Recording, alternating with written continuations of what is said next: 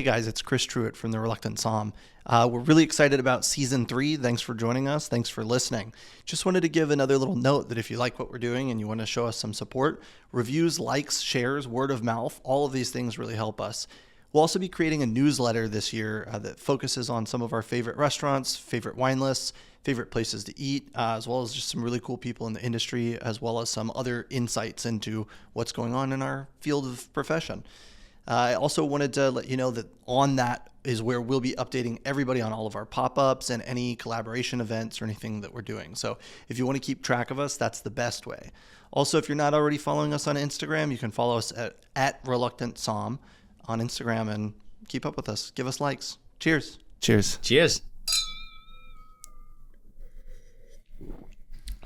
Paul, welcome to the podcast. I'm Thank you. excited to have you. Thank you for having me. Thank you for reaching out. It's weird to be at the point where people are reaching out to us, because it was like for so long I had like this big spreadsheet and I was just like, follow up with this person, follow up with this person, follow up with this person. So I'm really happy that we're at the point now where it's easier to kind of like build that, and for you to reach out is just like feels good because it's like, okay, famous in San we're Francisco. doing something. I don't know about that.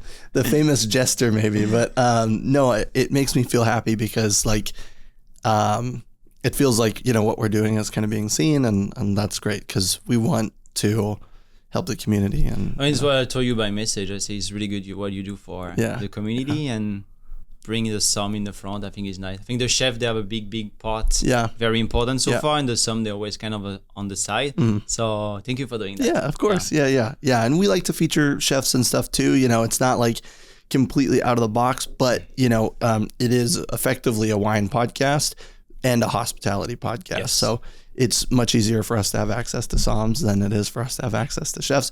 And chefs they're working later and earlier, and the schedule's all over the place, and we do too, huh? Yeah, especially in some of the restaurants that you've worked in, the hours are a lot longer.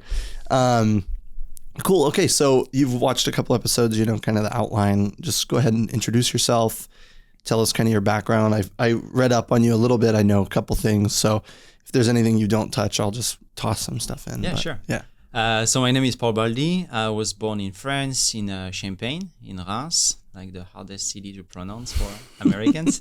Grew up there. I came to the wine pretty late. I think I was like 17 or 18. I was like really passionate about the champagne and, all the univers around that, the big houses, the prestige cuvée. So my goal was like trying to sell wine. And I started to know about wine that way. And it just immediately I became super passionate about it. So the goal for me, because I was like very eager to learn more and more and more. So I say, I will be a Somm because I can try all the wine I want in the restaurants. Unless you're rich, that's the only other way to taste it. Unless you're rich, yeah. So I learned like that. I've been back to school in France again just to study Somm because I never worked in a restaurant before. And I loved it. And it's been like more than 10 years now. And yeah, it's a big passion. Yeah. Do you? I was reading that you had already liked champagne when you were younger, and there was probably a lot on the dinner table because you're from Champagne originally. True. So there's probably always wine around, and I know it's kind of prototypical for wine to be on the table in France and Italy and in most of Europe. It's not kind of considered a sin like it is in America in some ways, but. But one of the wines that you said that you remember tasting, I think it was New Saint George Blanc, if I'm not mistaken. Yeah, that's the first. And you were like one. 16, and you were just like, "This is it." Yeah, I remember that was in December. In my cousins, he was kind of into wine, and he said, "You should try wine." I said, "I just like champagne. I don't try wine." He said, "Try this one." It was Nuit Saint George Blanc, so it's kind of the small production. And immediately it's just like, I say, wow, something going on. I mean, something is beyond champagne. After he gave me a glass of red wine, I didn't like it. Right. But I was really staying on the Nuit Saint George Blanc, and I say, well, that's something. That's something. And I think it's probably like one of the first memories, like what the wine is more than I think. Right. Yeah. It's kind of one of those aha moments. But It's funny because for so many people, champagne is one of those aha moments. And for you, champagne was just kind of like normal. Yeah, we always have a bottle in the fridge, the bottle without any label. Yeah. I shouldn't say that, but yes. But yeah, champagne is not a big deal in Champagne. It's just like the local wine. Right, yeah. It's not fancy as it can be the rest of the world. I mean, with what's happened recently with tariffs and everything, obviously it's just going to get more expensive. But yeah, it's pretty crazy to see. Like, I remember buying wine in 2009, 2010, and then moving to San Francisco in 18 and buying the wine in 2020. And I was just like, this is almost double the cost that it was, easily. I mean, even producers like Delamont, are moving out of the by the glass range unless there's, an ambassador program or something like that they're offering. But yeah, I mean, that must be pretty fascinating to grow up in Champagne and kind of be exposed to so much of what here everybody just still like geeks out about all the time. If you're not, Champagne was kind of commonplace. Are you still kind of a massive fan of Champagne, or is there other regions that you kind of are like wanting to champion a lot recently? Or probably more than ever now. I mean, the Champagne region is probably the most dynamic region in France right now. You have like so much producer, like just came back to the property, and now the new generation, they're just like traveling all around the world. So they do the vinification in Australia, New Zealand, South Africa, US, and after they came back, so they have a good approach, and they try the wine from all around the world. So it's super dynamic right now, and Champagne, I don't know how many producers they have, but couple of thousand easily. So yeah, it's endless. Is it mostly the case that, these people used to sell to the bigger houses and are now kind of switching to a grower-producer model, or is it just more kind of the interest in grower-producer, do you think? No, I think it's that, the previous generations, they was selling just like the grapes, the cooperative for years and years, and now the young generation, they want to make their own wine. So I think it's probably this model. That's awesome. Yeah, one of my favorite champagnes I've had is the Christophe Baron. He was from Champagne, loved Rhone wines, opened a winery, Bionic Frog or Cayuse in Washington, and then moved back to France into Champagne and started making wine again. And those champagnes are stunning, but it was somewhat like you're talking about, where it was like he needed to leave the nest and kind of go expose himself to all these other things to come back with all these amazing experiences. Yeah, I mean, your palate is not the same as you 20, 30, and 50. And making champagne is also pretty hard. I mean, I'm lucky I have a side project. I'm making my own champagne. Making only 2,000 bottles with champagne PUC Monet. Beautiful producer in Verzy, so he just allows us a little plot. So we can work this plot, 80% Pinot, 20% Chardonnay. Awesome. It's great. I mean, you just have to be patient. That's the hardest thing, because they have to age on the lease for years. So we do 4 years. We're starting the first vintage is 2018, and then it's 2025, and I still haven't tried it yet. So we have to be very, very patient, but that's an amazing side project. And I mean, the idea was like bringing 3 people from the wine world. So me as a somm, David is the winemaker, like grower, and Benjamin is the vineyard manager. So you have 3 person on the wine world just making the wine together. That's a super fun project. That's one of the things that I wanted to talk to you about, was kind of, starting the Champagne project. And, you live here and you have to travel there. I mean, I'm sure it's got to be really challenging logistically to manage wine production. I guess you're not managing the wine production, but be a part of it while living here. But at least there's a lot of time for you to kind of... Yeah, I mean, I'm here always for the important step, for the disgorgement, for the blending. The blending is probably like the key, the big one, and the most important. And after Benjamin is doing a great job in the vineyard, is nearby, so it's always there. And I know he's doing a great job. So he know the plot for years and years, so I have no problem with that with him. Yeah. And you're partnered with Pierre Clos Imports, is that right? It's my importer, yeah. Okay, it's my official importer. It's my first importer in US, and he's been following me for 7-8 years now. He's doing a great job. He just represents me very well in San Francisco. That's awesome. Yeah, I thank him a lot. Yeah. It's cool because I mean, I was looking you up before the podcast and I saw that and I was like, I think I've heard of Pierre Clos, but I hadn't tasted any of the wines. So it's fun for me to see all of the smaller distributors and smaller suppliers that are not coming out of the woodwork, but there's more and more since the pandemic we're kind of seeing a little bit more regrowth after the challenges of the 2020. But Paul is a small wine importer because, so he lives here, he's French as well, his family, they have a domain in Burgundy. And he's been to school in Burgundy and other places in France, and he just bring only his friend. So the one he met at school or your neighbor. So it's only like small family estates. So that's what makes him like very different than the other. Yeah. I mean, that's cool. It's that person to person relationship, I think, that goes a long way. And, you know, last night we had on someone from Culture Wine Co. and we were having a conversation and we were talking about, you know, his relationship with the producers and how to handle the tariffs. And he was just like, well, I just call them. We just discuss it as humans, you know, and it's, whereas with a bigger company, they're probably like, you can't raise our prices. Yeah, of course. Or you're going to have to absorb the tariffs or something like that. So the structure, they are different. So yeah, exactly. And it's a little less personal. I love to see the personal relationships. Having worked at Chambers, you know, for a few years, it's very much about, you know, the family and the relationship with the family. It's obviously about selling wine, but it's more about kind of like honoring the relationship more, which is important these days. We have to, right? We have to.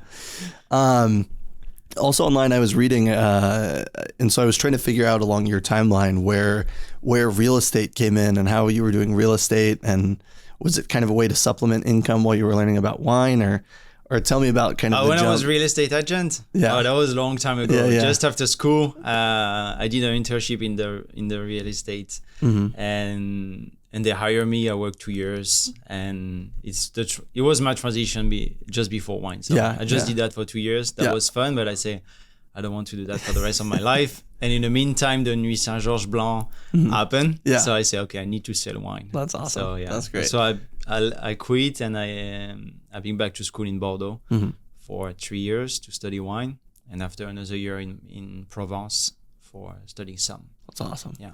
And then you came out to the US. You've been in SF the whole time as far as your US stay, or did you live somewhere else? No, only in San Francisco. Only in San Francisco. Yeah. Okay. My goal was going to New York, but I failed, obviously. I'm super happy because I love San Francisco. You only missed by a little bit. Yeah, exactly.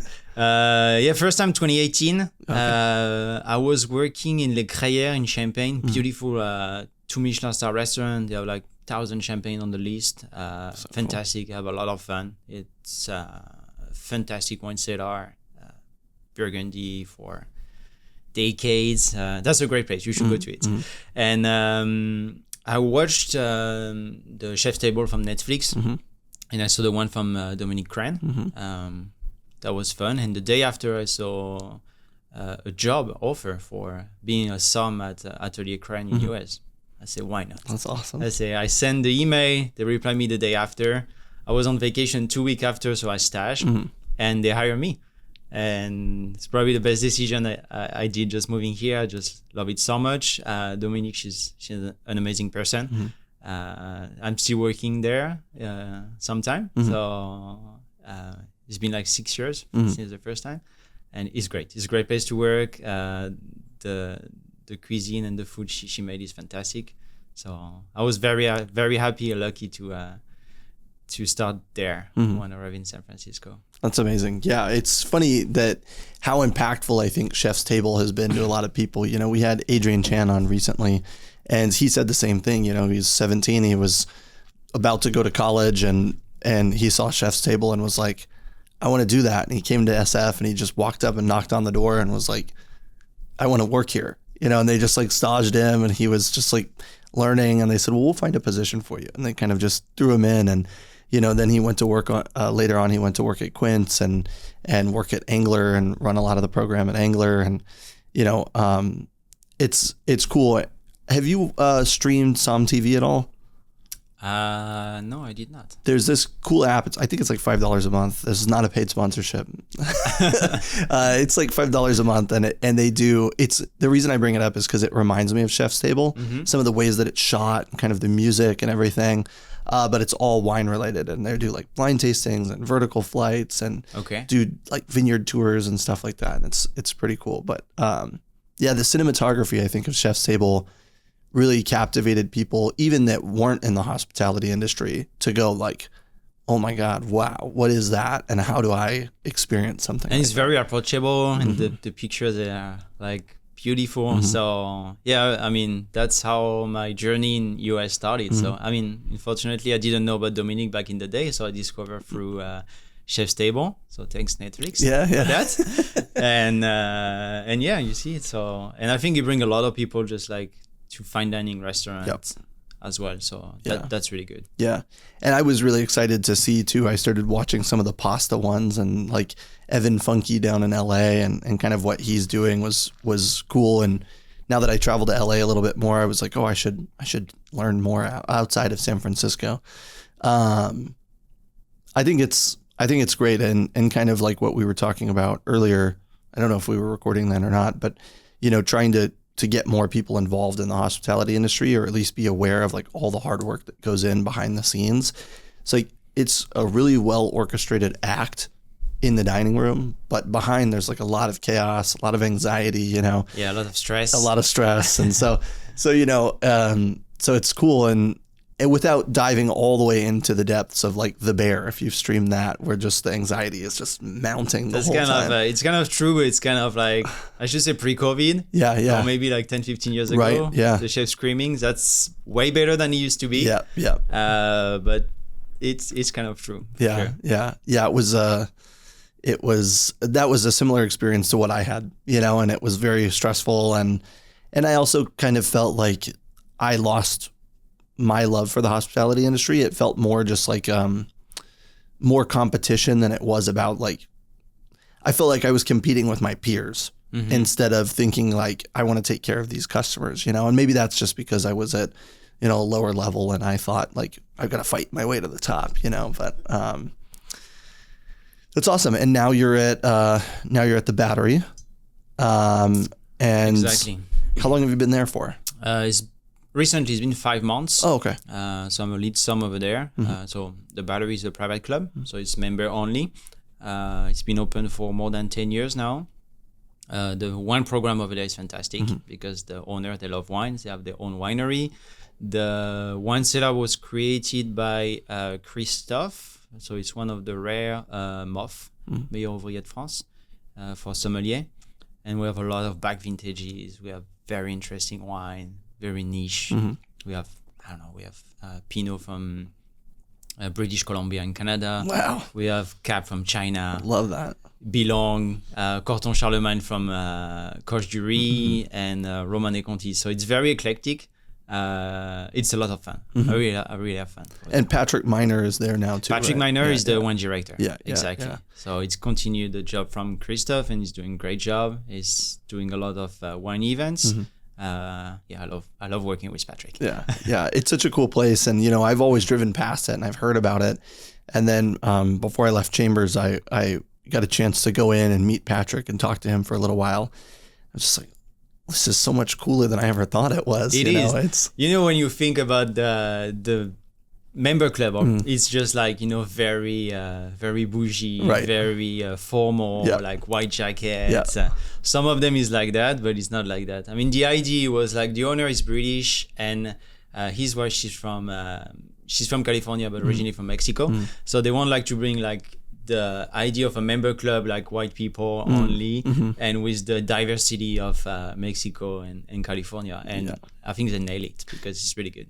And that was one of the things to echo that. When I walked in, I mean, I was expecting just like a bunch of old white guys in suits and, smoking lounge or whatever, but there was so many young people, so many females, so many people of color. Like I was just like, this is awesome. It feels so modern, exactly. for a private club. I mean, I wouldn't usually think that it would look like that. And then sitting with Patrick, and he made sure to say like, this is also a focus of our wine program. We want to focus on representing minority owned and operated wineries, and we want to focus on female owned and operated wineries. And I was just like, it's so awesome that it's not just like, oh, what's the most expensive thing in your portfolio? Yeah, I'll take all that. Okay, thanks. That's absolutely not that. Yeah. And how does it look, working at a place like that? Is it, you mentioned like a lot of smaller production wines and lesser known regions, but I mean, is it always pretty baller wine across the board, or is there a lot of kind of just like everyday wines from time to time too? No, the member club is different. It's first time I'm working in a member club, so you see the member very often. As a Michelin star restaurant, you see them Sure. once, Yeah. twice a year, or maybe 3 times a year if they really love the place. So you see them like a couple of times a week. So sometimes I don't want an expensive wine. We have wine around like $60, $70, $85 on the list. Yeah. And I think it's great. That's and awesome. Even when the wine by the glass, we have like probably like 20 wine by the glass. You need something that's like a Chablis Sancerre, a Chardonnay from Napa, something like, for day by day, as you said. Yeah. And the artwork in there is stunning. And I mean, the secret little hidden lounge behind the bookshelf. I mean, there's so much cool stuff that I was like, remember everything, huh? It was very incredible moment, because again, like I walked in and I was just like, here's a private club, and I walked in and I just looked around and I was like, it's nothing like I expected it to be. So it's such a cool location. Me too. And I think, we're talking about the Michelin star in fine dining. People, they have the same idea of like the fine dining restaurant, just very formal, very casual, just like, something maybe too strict, but it's not like that anymore. Some of places, but like it's getting super rare to have something like that. You're right. I that's one of the things that I feel like I've seen as well, like 1 stars and 2 stars going to like, white Converse and stuff like that. And like, it's become much more about like being comfortable and making the customer comfortable instead of kind of like executing to the absolute highest level,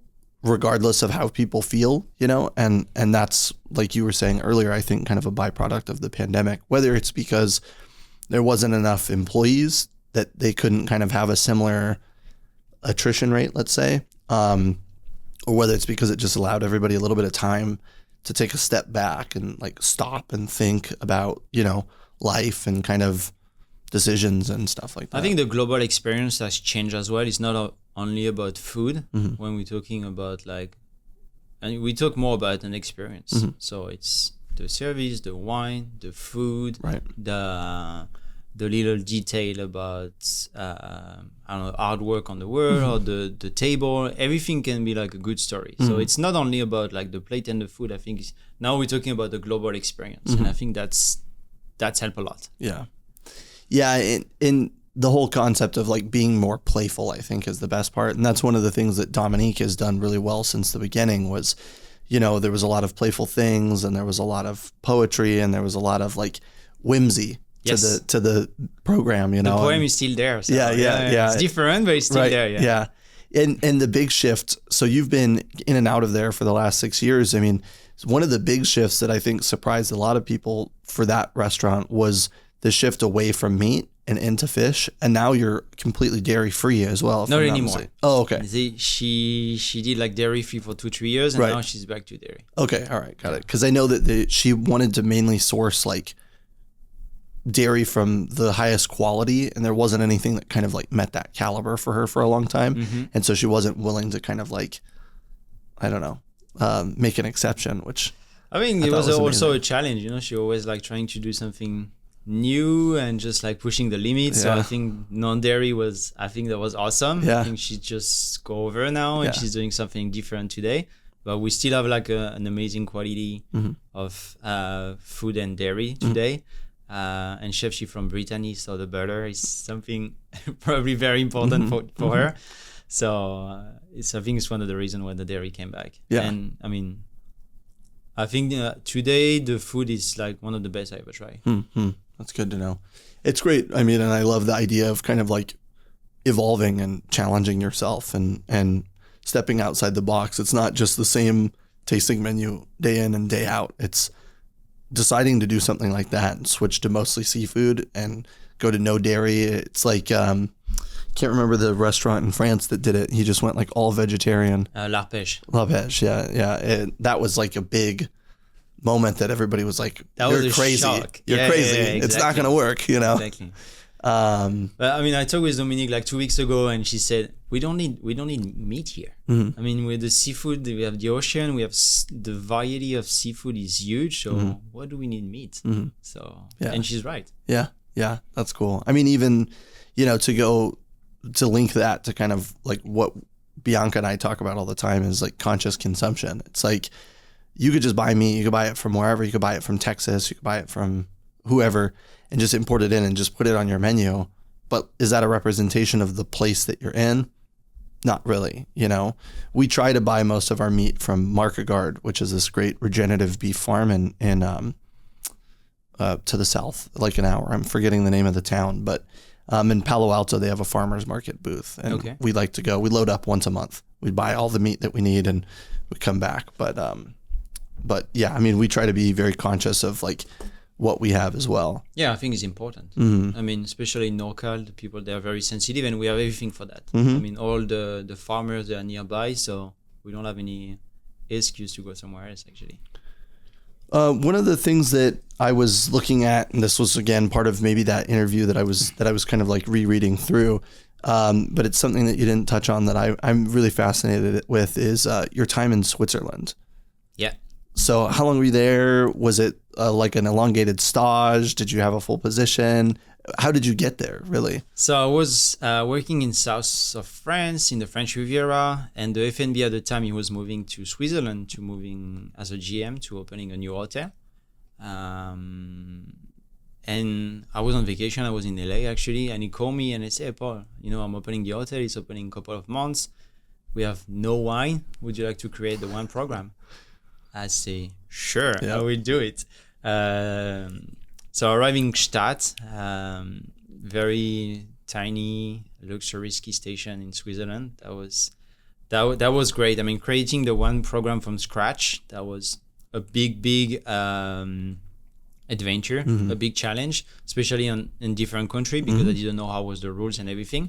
What distributors are you using? Yeah, exactly. Yeah, no clue. Who is the importer? How I do that? How can I get that? I mean, I know the wine, but say, how can I get it? So I create the whole department. That was fantastic, creating everything. And Gstaad is very, very tiny. They have like the Palace Hotel, the Alpina. They are like a huge and amazing hotel. And we've been like a new one called the Ultima. And I say, wow, we have to be different than the other and do something different. So that was an amazing challenge. That was a lot of work. I mean, when I'm looking back, I say how I did that. I don't know. I still don't know, but that was amazing. And especially, I didn't know much also about the Swiss wine. Right. Because most of the Swiss wine, they are like drinking locally. Yeah, it's like 99% of it's locally. Yeah, I think consumed. they have a rule, so they cannot export that much. Like some of the... That would make sense. To be confirmed, but I think some of the wines have to be consumed mostly locally. And I tried some wine fantastic. I tried the Pinot Noir from the Grison region. I'm sorry, but they can beat like Grand Cru Burgundy easily. Yeah, we when we were planning to go to La Palais, we were kind of thinking about like, oh, what bottle should we bring? What bottle should we bring? And we were thinking like, well, what would the winemakers be really interested to taste, right? And then we've sought out some advice, and the advice was don't bring that. But we're thinking about bringing some Gantenbein from east in Switzerland. They're like they call them the DRC of Switzerland. Okay. And the wines are really exceptional, and we would get 26 packs a year at Chambers, and so it was like very small production, and yeah, for Bianca and I, we taste those wines, and we were able to buy them at wholesale, which was great, but they retail at $300 a bottle, and we're like, for $300 a bottle, we agree, like there's some incredible Burgundy out there, but at 300, all of a sudden you're in this kind of like, I don't know, you're in a different space than you are with the $2,000 bottles, right? So to think one of the best can be 300 and one of the best can be $3,000, it kind of just puts it on a different scale. The best is doing the blind tasting. Yeah. I try the most expensive wine in the planet and the most looking for. So yeah, I'm super lucky. I have a chance to try that.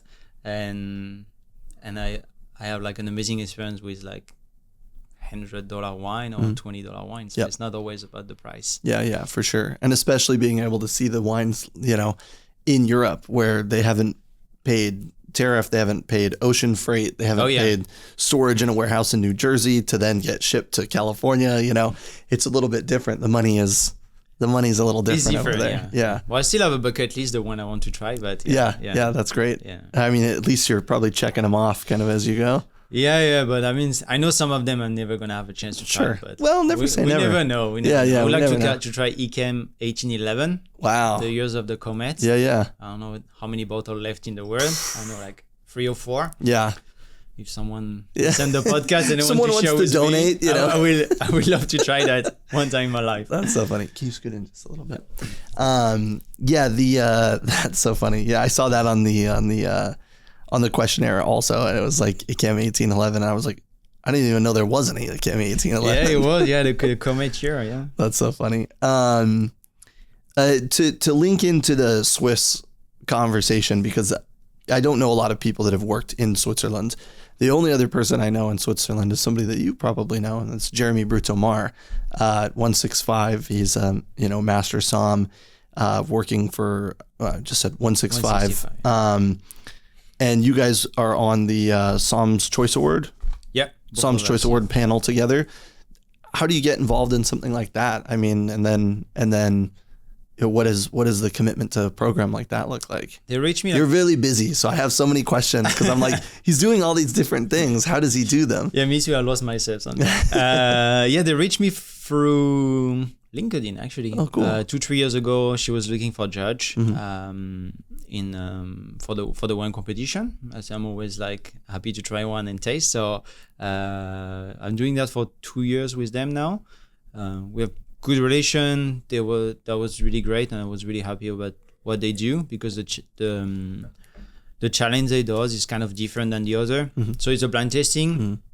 It's judged mostly by sommelier wine buyers, so people with a good palate, and also they rate the label. That's kind of pretty rare. Yeah. For wine competition. So we rate the label for marketing wise, right. Because if you have a wine in the supermarket, how you choose your wine is by label. So I think that was very important to bring that, and I think they did a great job.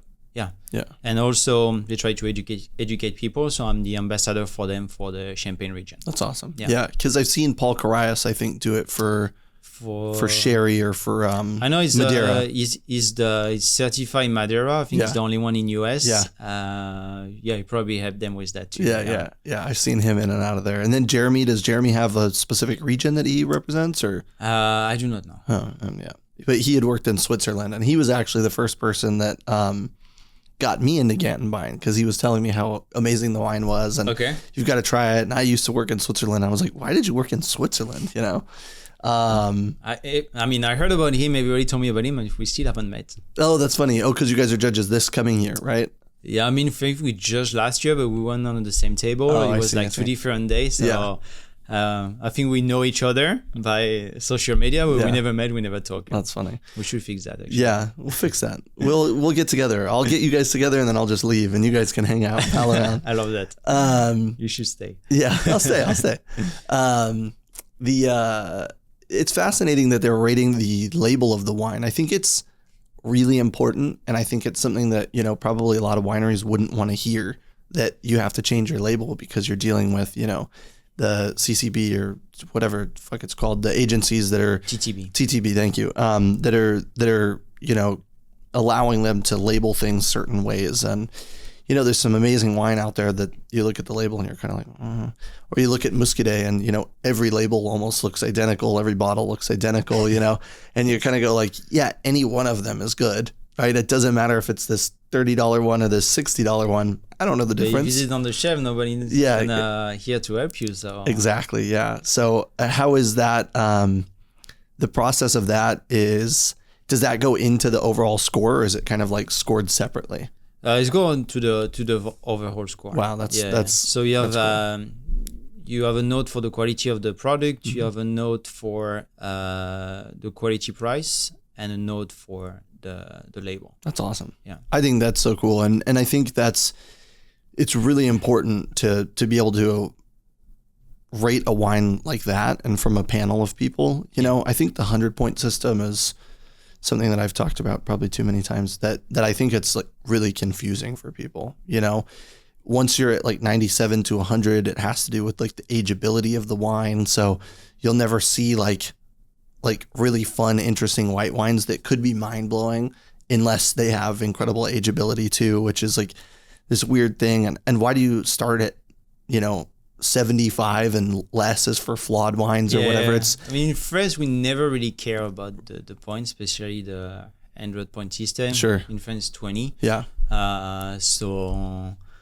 I never really be into that. I mean, Yeah. I'm checking right now because this is like 100 point in Napa. I say, okay, let me check that. But I've never be really into the point system. So Right. now it was kind of new for me to do the notation on the summary choice award. But that's a fun exercise, and it's as you say, it can be confusing. I mean, why we should do 20 is like, or like. I mean, you cannot find something under 75 or 70 or 50. So what's the idea to put like? Why would you? I mean, just exactly. because anything that you put 90 on, when a consumer sees that, they go, "Oh, that's an A. That got rated an A." Maybe. You I know, mean, I'm sure they have a A- purpose behind that, but Sure. Yeah. Yeah. When I was when we first started the podcast back up, we were trying to come up with like a digital product or something that we could do that people could subscribe to, because right now we don't have like subscription or anything like that. And I was doing like wine ratings, and it was like 1 through 5, quality, typicity, and cost. My preference. So I would separate my preference from it as much as I could, and just say like, I really like this wine, but it's nothing like every other Siena Rita Chardonnay or whatever. So that way if I'm wanting to taste wine and blind taste wines and know which wines that I should taste so I know what they should taste like, you would know, this is kind of an outlier in that category. And it was fun, but it was also one of those things where I kind of was just like, I don't necessarily like this because it's just still only me, so knowing that you can sit in a room full of other professionals and taste is... I mean, as a Somm, we're trying like different wine than day by day in the restaurant. But I mean, how many bottles of Barefoot can be sold every day? How many bottles of Rombauer? Yeah. How many? I mean, you see, it's not probably the wine we like, but they have a market for that, and some people they like it. So you have to take this in consideration. Yeah. I'm never gonna buy like one of these wine for my own consumption because maybe I'm beyond that, but they still have markets for that. So you need to adapt to everybody. Yeah. And to feed into the label conversation is like, I always use this as an example. My grandma lives in Joshua Tree, she's out in the middle of the desert. And when she goes to the closest stores, they're, Vaughn's, which is, Safeway or whatever. And it's all just big grocery stores, and all the wine on the shelf is those wines because those are the wines that are selling. Exactly. And there's not a lot of like boutique bottle shops where somebody can go in and say, hey, or maybe it's also the approachability of the wine industry. Somebody can go in and say, hey, I'm interested in learning more about wine. And they go, well, what do you normally like? And they go, I drink Barefoot Merlot.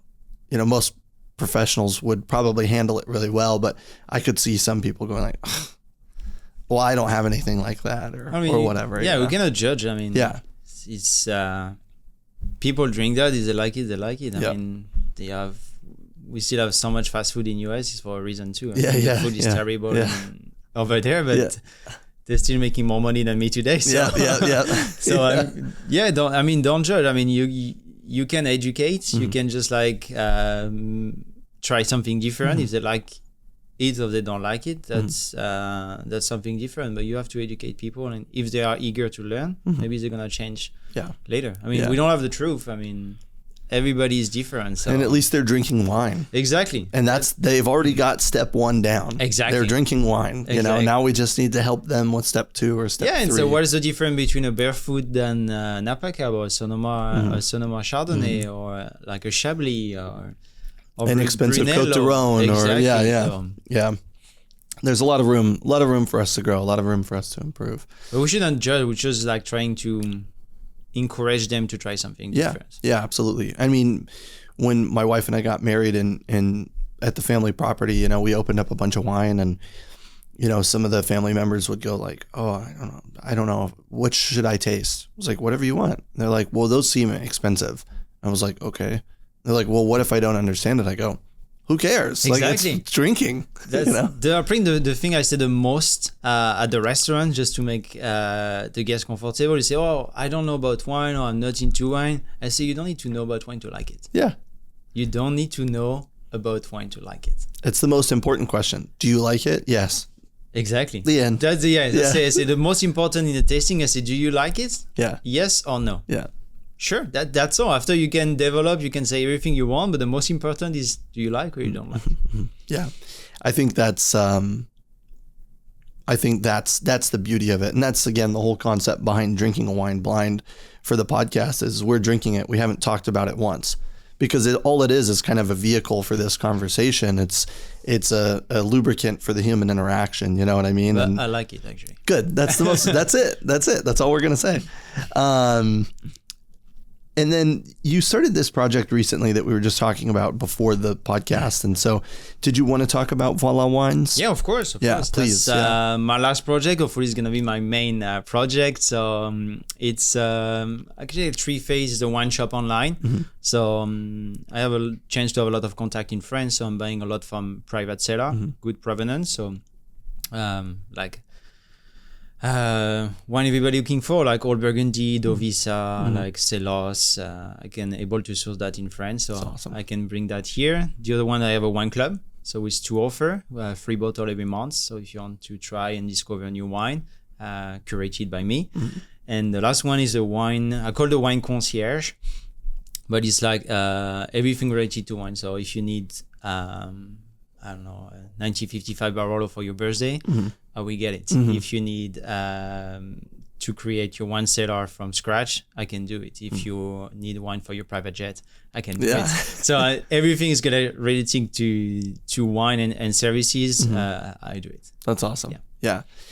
You're a busy man. So. Yeah, I mean, I've been in wine for more than 10 years now. That's my passion. So I think people doesn't have time to do that. So if I can help them and just bring my expertise and my knowledge, I'm very happy to do that and make it easier for them. Exactly. You know? And even the wine shop, that's a fun project too, like bring the wine. I mean, you can be sure the wine is going to be curated by Somm. So if you need any advice or something, the wine is not going to be good. If I choose it, maybe it's not going to be your taste, but the wine is not going to be bad. That's the most important for me. Yeah, qualitatively the wine will be good. Exactly. Yeah, exactly.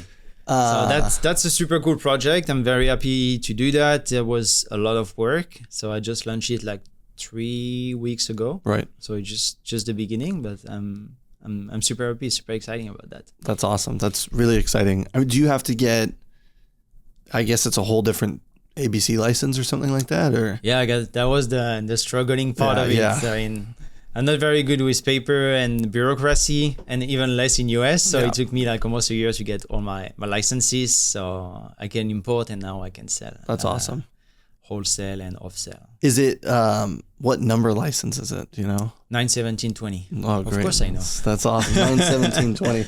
Yeah, I mean, it's so crazy to think how complicated and complex kind of the ABC system is here. You know, Bianca and I thought about starting a wine club and we're looking at a type 81, which is like, it's a type of license that exists under a type 4 license, which is a receiving warehouse, and you rent a space and you can sell wine via mail, online or over the phone, but people can't physically visit your space. Okay. It was this whole thing, but I think importing, I guess, is completely different. If they want to make the government more efficient, I think this could be a solution. I mean, we cannot even ship in all states. Yeah. We are limited to, I think, 13 or 14 states. If tomorrow I want to ship to Texas, that's a big community of wine, I cannot. Yeah. Or I need to go like for a third party and it's like super expensive. So why in one country, in the same country, we cannot ship everywhere? Yeah. It's insane. Yeah. It's wild to think how challenging it is. Right. Yeah. I think they should be updated that. Oh, we lost one of the cameras. The whole ABC thing has always been crazy for me. And when I lived in Texas, it was actually even more strict. You know, if you can believe that. Liquor stores had to close at 9. They had to be closed on Sundays. They had to be closed for holidays. You could only get liquor at a liquor store specifically.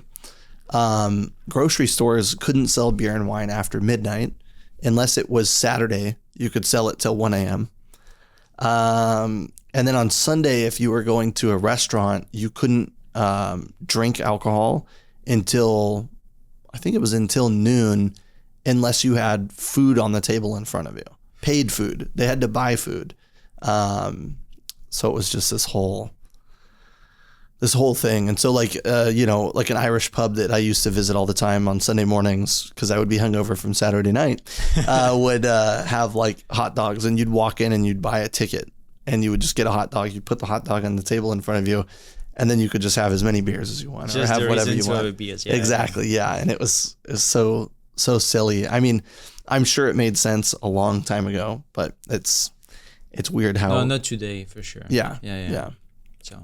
And especially in Europe, I mean, wine is just such a part of culture. I mean, you're talking about drinking champagne at 15 and 16. As if I said, my daughter's drinking champagne at 15 and 16, people will be like, well, you're a piece of shit, I can't believe you let your child drink alcohol. Yeah, even here we have to check the ID at the bar if right. you're not 21. Even if you don't drink alcohol, you cannot sit at the bar. Yeah, that's a lot of. I mean, I'm sure it's from a good intention, but I think you have to be a little bit more balanced, in my opinion. Yeah, I think we have to adapt, and there needs to be a little bit more of a change. And, there's a lot of changes that are happening.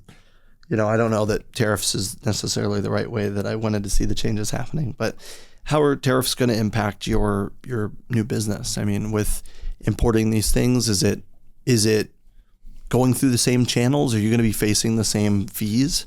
No, I'm going to pay a little bit more, but it's not going to be a big issue for me. Of course, I'm going to absorb a little bit of my of the cost of it. Sure. And I also I'm on I should say niche market, because I'm not selling like low price. I'm like middle to top shelf. So the one they are kind of ready at certain prices. So it's not going to be a huge impact for me. I think the worst if you import like the one for wine by the glass, or like cheap wine, $10 bottles of wine. Australia, or Chile, Argentina. That I mean, the bottle was arrived in US for $6-7. Now it's gonna drop to 12. So that will be probably the biggest problem. But if you import Burgundy already like around $100, that's not gonna be like a big not as much of an impact. No. Yeah, the Culture Wine Co. is a importer and distributor based out of with sourcing wines from South Africa. South Africa got a 30% tariff put on them. 30. Yeah, the highest of any wine producing region in the world. So just I don't know, it's going to be weird to see how that shakes out. Inversely, I guess we'll steer a little bit more positive. I have kind of a curiosity question.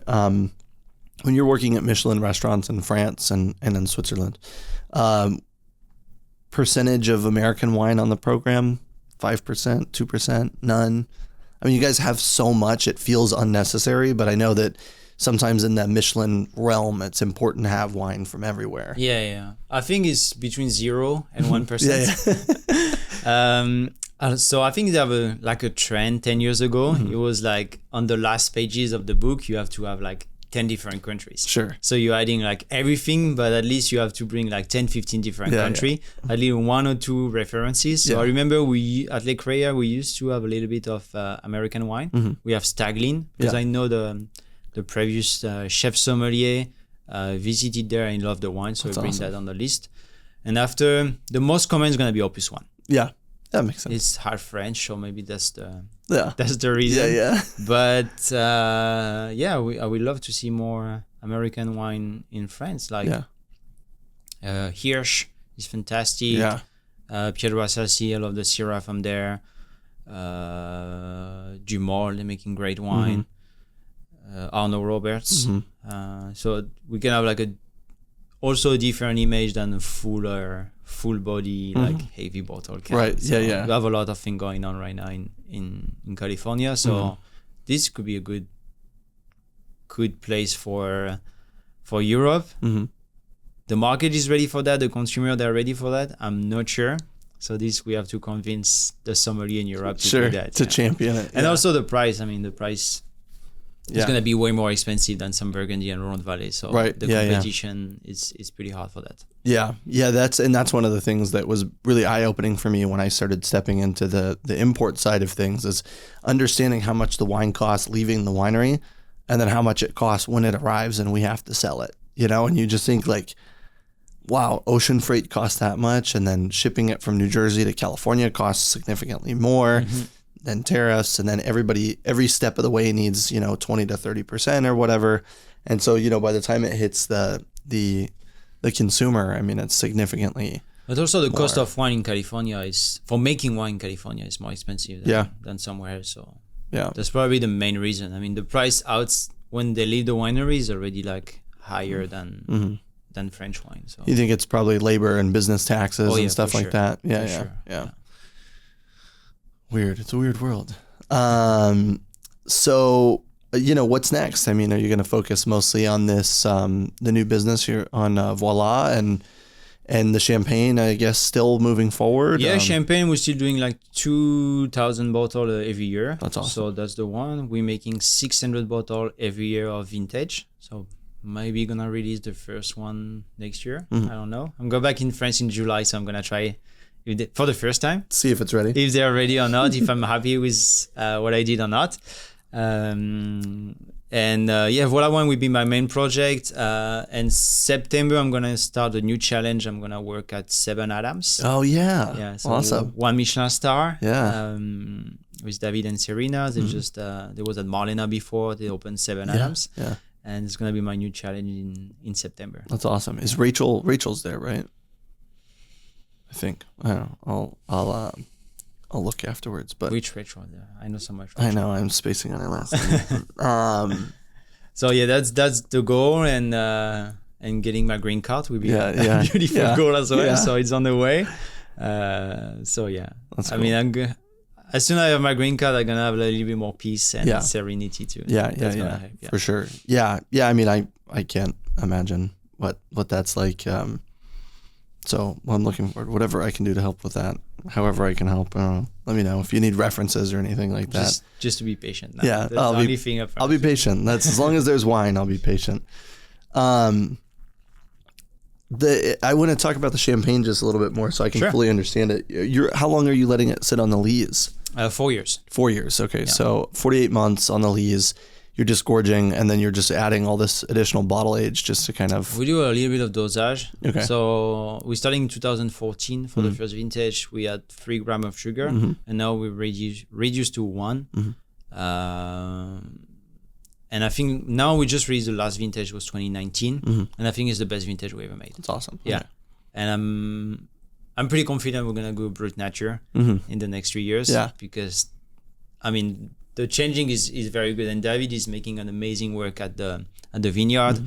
He's using horses in the vines. He's using sheep, a little sheep in the winter. So it's certified organic and fully organic. Cannot be certified on the bottle because we have reserve wine up to 25%. Oh, right. Okay. Like Réserve Perpétuelle from oldest vintage 2005. So we cannot certify organic, but the grapes they are for sure. That's awesome. Yeah. And then what's I mean, with cows and sheep, I mean, are you bordering biodynamic or? Not really. I mean, we have dynamizer. I don't know if you say that. Oh, I can't remember. Well, that's okay. So not. We have some quite. stool for using the biodynamic practices, but we're not like super close to do only that. But for sure, it's like no pesticide and no chemical in the vines. Right. 100% sure. That's awesome. Yeah, I think back to the intentionality. People understanding the efforts that it takes to kind of farm in that way, and I mean. I see it here sometimes. I drive up to Napa and I'm driving back and I'm on one of the back roads.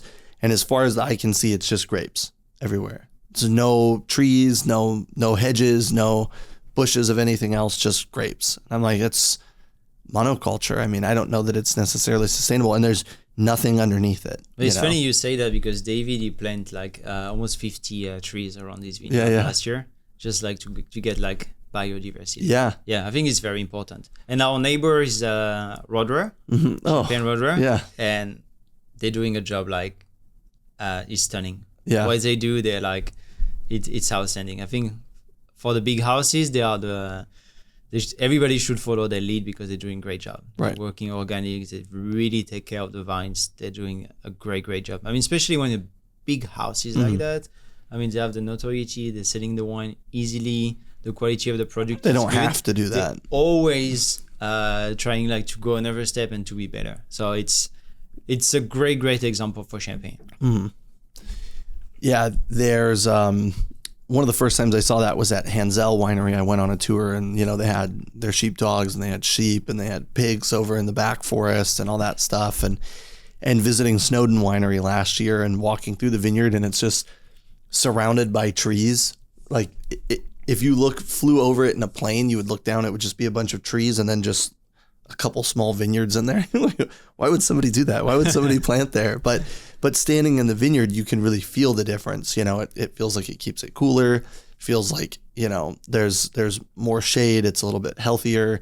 There was lots of insects. There was lots of different things living there. And I think that's great. I mean, at the end of the day, it's an agricultural product. And if we're not treating the land well, I'm not sure how much longer we're going to be able to get things from it. For sure, I agree. Not a lot of domestic producers have a bunch of reserve wine. Not here, for sure. Yeah, exactly.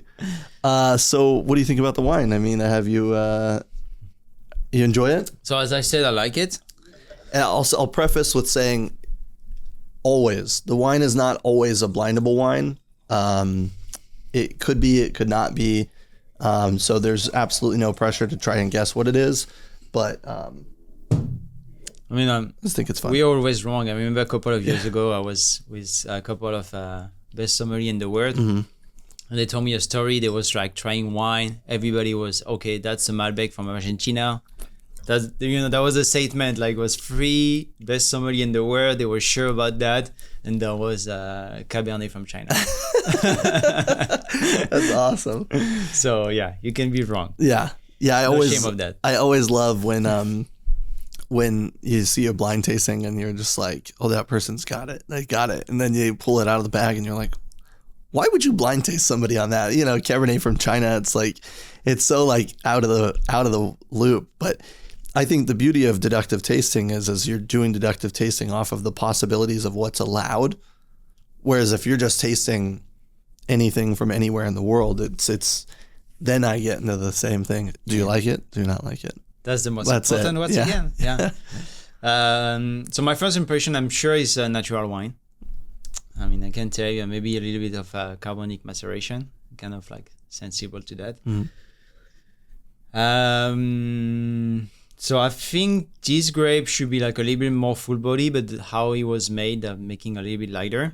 I know it's from a warm climate, so I should say south of France or Italy.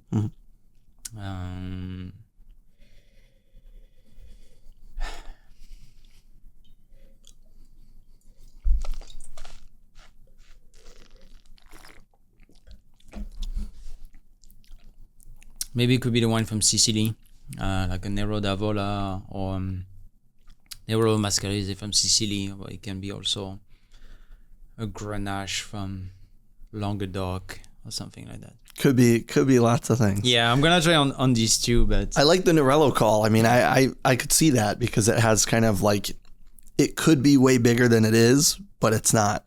We wanted to pull something out special for you because, it's not every day that we get somebody from Champagne. So I'm pouring you Couteau Champenois. Way. Yeah. So this is Eric Taillet. This is one of the wineries that Bianca represents, the Lagarde 2019. It says on the back, I think it's 90 Meunier, 10% Pinot Gris. And the first time that I tasted this wine, I was just like, holy shit, that's so good. Shame It was on me. No, I mean, it's fine. I mean, that's part of the game, but Eric Taillet, I've been there actually. I've been there during the vinification. I think that was like 2017 or 2018. We had a great time. It was like super nice. The wines are cool. And he's kind of like the Meunier guy in the area, right? Yeah. It's just like around the border at the beginning of the Vallée de la Marne. Yeah. Okay, so Complanté, 90% Meunier, 10% Pinot Gris. Yeah, okay. yeah. From Eric Taillet. Okay, that's... Okay. It's cool. That's always the trick of the... The trick of the tasting. Yeah. Of the blind tasting. I mean, again, as long as you like it, that's the most important thing. And I thought, a slightly lower alcohol red with a little bit of a chill to it could be really cool. And, It's earlier in the day than we usually shoot, but it's a good wine and I like it. And it is minimal intervention. You nailed that. And then it has, I think the kind of like VA that it has like a little bit of that rusticity to it. Yeah. I could totally see it in a Relo call. That's why I say sure. like maybe like, carbonic maceration, but that was like more VA. Yeah, the vintage is 2019. 19, yeah. So like warm vintage. For sure, yeah. And I mean, it's even for somebody like you, it's probably not every day, especially over the last, 7 years you've been here, that you're tasting a lot of Coteau Champenois because we get so little of it here. They don't make much too. Exactly, yeah. And I know my friend in Champagne that drink most of it. So. Yeah. There's a couple of great spots like Bar Jabroni out where I don't even know what neighborhood they're in. I'm such an asshole. There's a place called Bar Jabroni and they have I think 15 or 20 of them on their list. It's like one of the things they stand out. It's just called Bar Jabroni. It's part of Palm City, which is this other restaurant that they own. Uh-huh. But Bar Jabroni specifically has like a page dedicated to Coteau Champenois. Okay. And I just think it's cool. I mean, in most cases, it's a little more expensive than, an everyday bottle for most people. Maybe not most people in San Francisco, but most people in our profession. Yeah. It's Bianca and I said the other day, it's pretty fascinating to think that we get to taste some of the best wines in the world, but we can never afford to buy some of this. Exactly. That's why it became Somm, I think. Yeah. That's perfect. I mean, the Coteau Champenois, they always make like on the small quantities. So it's always like 400 bottles. Yeah. And I'm going to name it. I tried the Coteau Champenois from Benoît Marguet. I think his first vintage was 18 or 19. I want to say to be wrong. He's white.